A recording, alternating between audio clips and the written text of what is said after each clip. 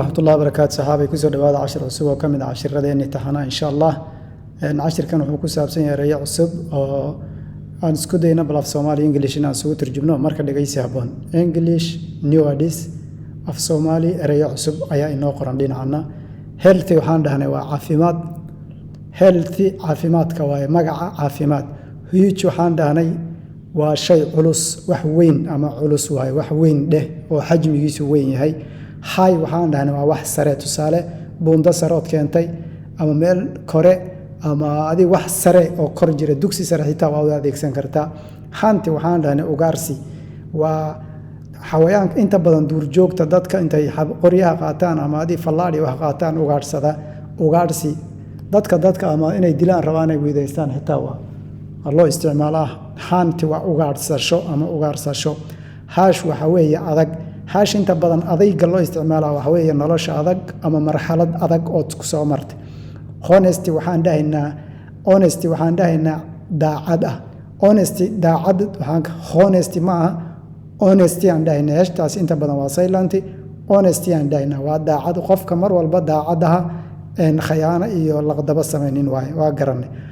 هام وحيالين أما دباتين قف أما شيء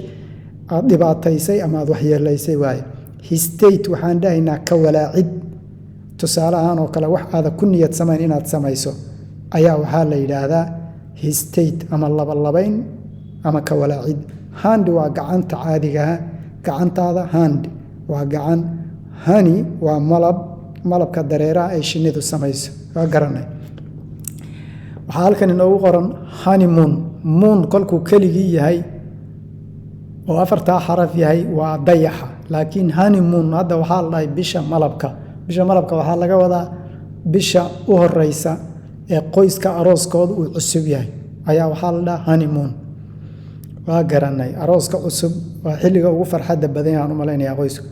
story waa sheeko laba qof iyo wax ka badan u dhaxaysa storytelling oo kaleeto ayaa loo isticmaalaa history waa taariikhda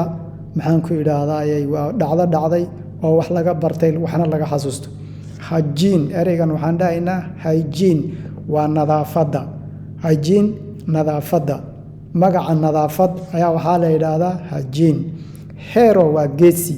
qofka taariikhaha sida madaxweynayaasha iyo halgamayaasha oo kaleeto taariikhda galay ee hero geesi hebel geesi waaye la yidhaahdo kaasoo kaleeto hinti waxa weeye tilmaan ku salaysan waa tusaale waa tilmaan ama ifafaale ku tusinaya xaqiiqada waxa ka jiro tusaalahan oo kale inta badan macallimiinta waxaad ku aragtaa kolka ay cashirada dhigayaan inay soo koobaan wax yar oo kaleeta hadii uu qofku yiraahdo let me give you the hint waa macnaha muhiimadda ama nuxurka waxaas leeyahay oo lagu siiyo weeye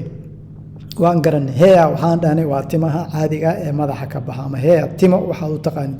heefi waa culays shay aad u culus weeye ilaahay kuma cadaab haafasti waxa loo adeegsadaa goosasho waxa weeye beer kolkay ku baxdo goosashadii bir intaad qaadato aad jaf siinayso kaad ahayd ma beer baad abuuratay midha kaaga soo go'ay go'itaankaas ayaa waxa la yiraahdaa haafasti intaas ayaan ku deyninaa